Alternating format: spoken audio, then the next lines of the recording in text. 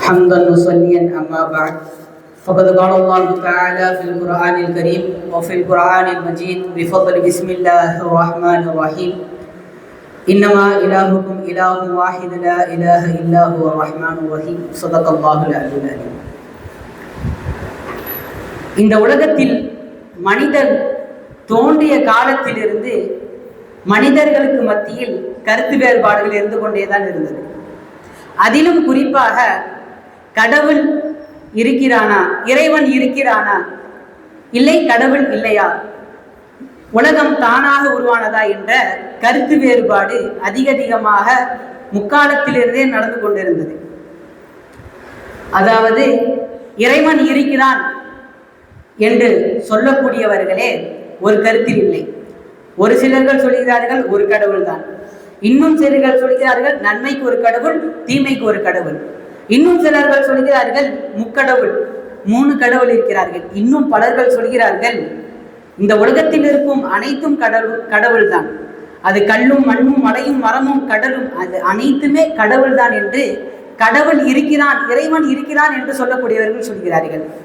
இன்னும் சிலர் இந்த உலகம் தானாகத்தான் உருவானது, சார்லஸ் டார்வினுடைய கோட்பாடு தியரி, குரங்கில் இருந்துதான் பரிணாம வளர்ச்சியில் மனிதன் வந்தான் என்ற ஏத்திஸ்ட் நாத்திகவாதிகள் அவர்களுடைய கொள்கை. இது ஆரம்ப காலத்தில் இருந்தே தான் இருந்தது. அது சமீபமாக ஒரு 2 வாரத்துக்கு முன்னால் நமக்கெல்லாம் தெரியும், ஒரு விவாதம், ஒரு ஆர்கியூமெண்ட் நடந்தது. எந்த தலைப்பில் என்றால் டஸ் காட் எக்ஸிஸ்ட், கடவுள் இருக்கிறாரா என்ற ஒரு தலைப்பின் கீழ் ஒரு டிபேட் நடந்தது. அந்த ஆர்கியூமெண்டில் ஒரு ஏத்திஸ்ட், ஒரு நாத்திகவாதி, ஒரு இறை கொள்கைவாதி, 2 வாதிகள் பேசிக்கொள்வார்கள். இந்த விவாதம் ஆரோக்கியமான முறையில் நடந்தது.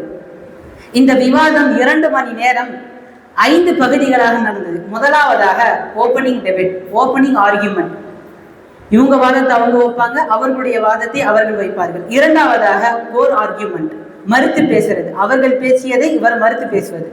3வதாக கிராஸ் கொஸ்டின், இவர் கேள்வி கேட்பார், இவர் அவர் கேள்வி கேட்பார். 4வதாக க்ளோசிங் ஆர்கியூமெண்ட், எண்டில் என்ன சொல்ல வரீங்க. 5வதாக கொஸ்டின் அண்ட் ஆன்சர். இது போல 2 மணி நேரத்தை 5 பகுதியாக பிரித்து பேசினார்கள். அதில் இறைவன் இருக்கிறான் என்ற வாதத்திற்கு முஃப்தி ஷமாயில் நதீவி அவர்கள் பேசினார்கள். ஏத்திஸ்ட் நாத்திகவாதத்தில் ஜாவித் அக்தர் என்ற நபர் 2 பிரதிவாதி பேசிக் கொண்டிருந்தார்கள்.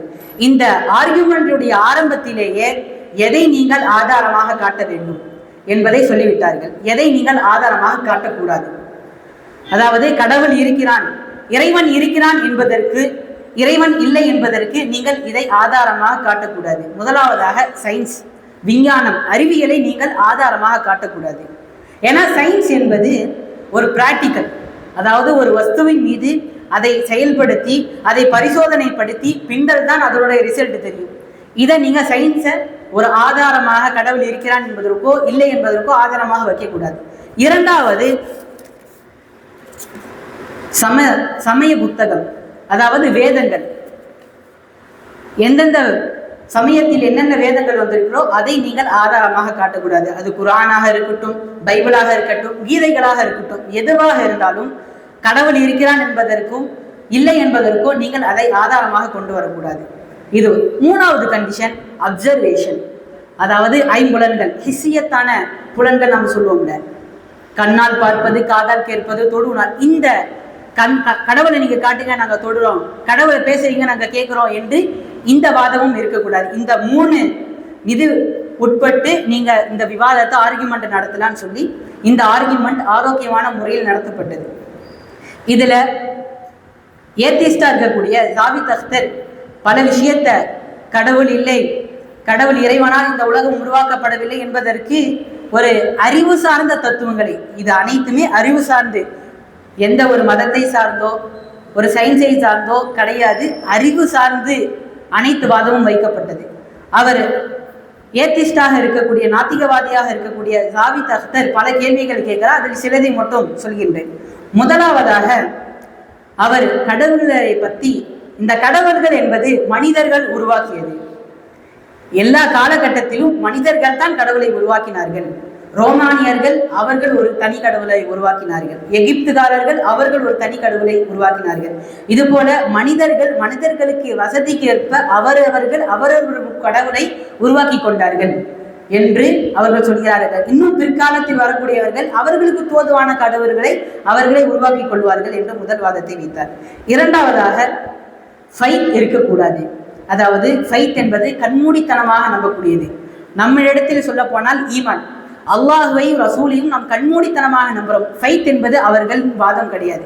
ஃபைத்தின் மூலியமாக நாங்கள் கடவுள் கொள்கையை ஏற்றுக்கொள்ள மாட்டோம். பிலீஃப், அதாவது ஆதாரபூர்வம் வேணும். கண்ணால் பார்க்கப்பட வேண்டும், காதால் கேட்கப்பட வேண்டும், தொடு உணர்வால், இது போல பிலீஃப், ஆதாரங்கள் வைத்து நாங்கள் இறைவன் இருக்கிறான் என்பதை நம்புவோம். மூன்றாவதாக அவர் சொல்கிறார், கடவுள் ஒரு படைப்பை படைக்கிறான் என்றால் அந்த படைப்பை பாதிக்கப்படுவதை உங்கள் கடவுள் விரும்புகிறானா? அதாவது காசாவுடைய குழந்தைகள் சித்திரவதை செய்து கொல்லப்பட்டார்களே, அதை உங்கள் கடவுள் தான் செய்கிறானா? அதை உங்கள் கடவுள் தான் செய்ய வைக்கிறானா? அதை பார்க்கிறானா? பார்த்து கொண்டே சும்மாதான் இருக்கிறானா என்று அவர்கள் வாதம் வைக்கிறார்கள். இந்த மூன்று வாதத்திற்கும் அறிவு சார்ந்த பதிலை ஷமாயிலுன் நதிவி அவர்கள் தருகிறார்கள். முதலாவதாக அவர் எடுத்து வைத்த ஒரு கருத்து, இப்போ நீங்கள் போயிட்டு இருக்கும்போது ஒரு கிரவுண்டு பார்க்குறீங்க. அந்த கிரவுண்டில் ஒரு பால் இருக்குது. அந்த பாலை பார்த்த உடனே உங்களுக்கு என்ன தாட் வரும், என்ன யோசனை வரும்? இந்த பால் எப்படி செய்யப்பட்டிருக்கும், இதை செஞ்சவர் யார், இது எப்படி இங்கே இருக்குது அப்படின்னு சொல்லி ஒரு தாட் வரும். அப்படி தாட் வந்தால் தான் நீங்கள் ஒரு அறிவாளியான புத்திசாலியான மனிதர். இந்த ஒரு பாலை ஒரு பெரிய ரவுண்டாக பெரிய பாலா வச்சு பார்த்தீங்கன்னா இதுதான் உலகம், அதுதான் இந்த பிரபஞ்சம். இந்த பிரபஞ்சத்தை எப்படி தானால உருவாக்கிக்க முடியும்? இந்த உலகம் உருவானது இந்த படைத்தவன் யாராவது ஒருவன் இருப்பான் என்று முதல் வாதத்தை சொன்னார். இரண்டாவதாக, இது போல உங்க கடவுள் இந்த மனிதர்கள் செய்யக்கூடிய அழிச்சாட்டியத்தை, இந்த குழந்தைகள் கொல்லப்படுவதெல்லாம் பார்த்துட்டு இருக்கானா என்று கேட்பதற்கு அவர் சொல்கிறார், இந்த லைஃப் என்பதே ஒரு டெஸ்ட் தான், இது ஒரு சோதனை களம். இந்த மனிதர்கள் நல்லவர்களும் இருப்பார்கள், கெட்டவர்களும் இருப்பார்கள். நல்லவனுக்கு நன்மை செய்தால், நல்லது செய்தால் அவனுக்கு நன்மை, அதே போல கெட்டவன் தீயது செய்தால் அவனுக்கு தண்டனை என்று அப்போதுதான் வருவன். அதனால தான் இது போல நல்லவனுக்கு நல்லவன், கெட்டவன், இது போல பாகுபாடுகளை பிரித்திருக்கின்றான் என்று அவர்கள் சொல்கிறார்கள். மூணாவதாக, நாம் அனைவருமே ஒருவரை டிபெண்ட் பண்ணி இருக்கிறோம், ஒருவரை சார்ந்து இருக்கிறோம். நாம் நம்முடைய பெற்றோர்களை சார்ந்திருக்கின்றோம், நம்முடைய பெற்றோர்களை சார்ந்திருக்கிறார்கள். இது போல ஒவ்வொருவரும் ஒவ்வொருவர்களை சார்ந்து டிபெண்ட் பண்ணி இருக்கிறார்கள். இதனுடைய இறுதியிலே எப்படி வர வேண்டும் என்றால், ஒருவன் நிறையற்றவன், யாரை விட்டும் தேவையற்றவன் என்ற ஒரு நிபந்தனை இருக்கும். அவன்தான் கடவுள் என்று இறுதியாக பல வாதத்தை வைத்து முடிக்கிறார். இது போல வாதங்கள். இந்த வாதத்திலே இறுதியில் அந்த ஜாவித் அக்தர் ஏத்திஸ்ட் என்ன சொன்னார் தெரியுமா? இந்த வாதத்தினுடைய இறுதியில் நான் இன்னும் நல்லா ப்ரிப்பேர் பண்ணியிருக்கலாம், என்னுடைய வாதத்தை இன்னும் நல்லா எடுத்து வச்சிருக்கலாம் என்று அவர் சொல்லி அந்த ஆர்கியூமெண்ட் முடிக்கிறார். இந்த ஆர்கியூமெண்ட்ல இருந்து நம்ம என்ன தெரிய வருதுன்னா, கடவுள் இருக்கிறார் என்பதை அனைத்து மக்களும் இதிலிருந்து நம்பினார்கள். இதன் மூலியமாக, இந்த ஆர்கியூமெண்ட் மூலியமாக கிட்டத்தட்ட 35,000 நபர்கள் இஸ்லாத்தை ஏற்றுக்கொண்டார்கள். இது போல ஆர்கியூமெண்ட் இப்போதுதான் நடக்கிறதா, இதை காலம் காலமாக நடந்து வருகிறதா என்று கேட்டால், காலம் காலமாக இது போல நாத்திகர்களுக்கும் முஸ்லிம்களுக்கும் ஏகப்பட்ட விவாதங்கள், ஆர்கியூமெண்ட்கள் நடந்திருக்கிறது. நபி ஸல்லல்லாஹு அலைஹி வஸல்லம் அவர்கள் காலத்திலேயே ஒருவர் நபியினிடத்தில் வந்து கேட்டார். ஹுசைன் இப்னு முன்சிர் அவர்கள் நபியினுடைய மஜ்லிஸ்க்கு வருகிறார். நபி ஸல்லல்லாஹு அலைஹி வஸல்லம் அவர்கள் கேட்கிறார்கள், உங்களுக்கு எத்தனை கடவுள் நீங்கள் வணங்குகிறீர்கள் என்று கேட்டவர், நான் 7 கடவுளை வணங்குறேன், 6 கடவுள் உலகத்தில் இருக்கிறார், 7வது கடவுள் வானத்தில் இருக்கிறாங்க. உடனே நபி ஸல்லல்லாஹு அலைஹி வஸல்லம் குர்ஆன் ஆயத்தையோ ஹதீஸையோ எதுவுமே சொல்லலை, அறிவு சார்ந்த ரீதியாகத்தான் பேசினார்கள். சரி, நீங்க 6-7 கடவுளை வணங்குறீங்கன்னு சொல்றீங்க, முதல் விஷயம், உங்களுக்கு பயம் ஏற்பட்டால் நீங்க யாரை கூப்பிடுவீங்க? நான் வானத்தில் இருக்கிற கடவுளை தான் கூப்பிடுவேன். சரி, உங்களுக்கு இடையூறு ஏற்பட்டால் நீங்க யாரை கூப்பிடுவீங்க? உங்களுக்கு ரொம்ப பிரியமான கடவுள் யார் என்று கேட்டபோது வானத்தில் இருக்கிற கடவுள் தான். அதுக்கப்புறம் நபி ஸல்லல்லாஹு அலைஹி வஸல்லம் அவர்கள் கேட்கிறார்கள், உங்களுடைய காசு பணம் அழிந்தால் நீங்கள் யாரை கூப்பிடுவீர்கள்? நான் வானத்தில் இருக்கிற கடவுளே, அந்த கடவுள் தான் அல்லாஹ். எனவே நான் கலிமாவை சொல்லி தருகிறேன், அதை சொல்லி நீங்கள் ஷஹாதத் பண்ணி இஸ்லாத்தை ஏற்றுக்கொள்ளுங்கள் என்று இஸ்லாமாக மாறினார். பின்பு ஹுசைன் இப்னு முன்சிர் ரலியல்லாஹு தஆலா அன்ஹுவராக மாறுகிறார்கள். இது போல அனைத்து இமாம்களும் சரி, தாபியங்களும் சரி, தபா தாபியங்களும் சரி, வந்த உலமாக்களும் சரி, ஏகப்பட்ட நாத்திகர்களோடு இஸ்லாத்தை எத்தி வைக்கிறார்கள் அறிவு சார்ந்த ரீதியாக.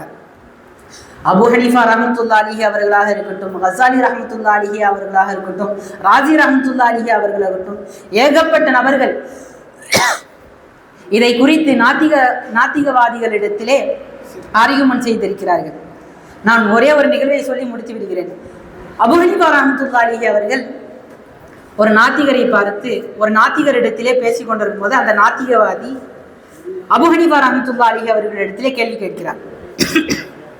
இறைவன் இருக்கிறான் என்று சொல்கிறீர்களே, எங்க இருக்கிறான் உங்க இறைவன் என்று கேட்டார். இரண்டாவது கேள்வியாக, ஷைத்தான் நரகத்துல நெருப்பால படைக்கப்பட்டான்னு சொல்றீங்க, அந்த நெருப்பே எப்படி அவனை தீண்டும் அப்படின்னு 2 கேள்வி கேட்டார்.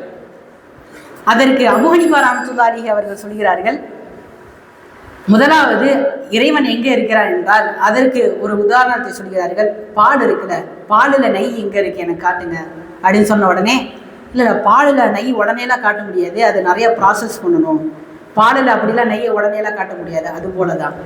அதே போல் இரண்டாவதாக ஒரு களிமண்ணை எடுக்கிறாங்க. களிமண்ணை எடுத்து அந்த வாதம் செய்தார்ல அந்த நபரை அடித்தார். நீனும் மண்ணால் படைக்கப்பட்டவன் தானே, இதுவும் மண்ணை தானே, இப்போ களிமண்ணால் அடிச்சா அவனுக்கு ஏன் வலிக்குது? அது போலதான் ஷைத்தான் நெருப்பால் படைக்கப்பட்டாலும் அவன் நெருப்பின் மூலயமாக வேதனைப்படுவான் என்று அந்த வாதியிடத்திலே அபு ஹனீஃபா ரஹ்மத்துல்லாஹி அலைஹி அவர்கள் சொன்னார்கள். இப்படி அந்த சொல்லும் போது அந்த வாதி வாயெடுத்து நின்றார். இது போல அனைத்து காலத்தில் வாழ்ந்த இமாம்களும் ஓரிரை கொள்கையை எடுத்து உரைத்திருக்கிறார்கள் அறிவு சார்ந்த ரீதியாக. வல்ல அல்லாஹ் தஆலா நம் அனைவர்களுக்கும் கடைசி மூச்சு இறுதி வரை ஈமானோடு வாழ்ந்து ஈமானோடு மரணிக்கின்ற பாக்கியத்தை தருவானாக. வாஹிர் தாவனா அனில் ஹம்துலில்லாஹி ரப்பில் ஆலமீன். அஸ்ஸலாமு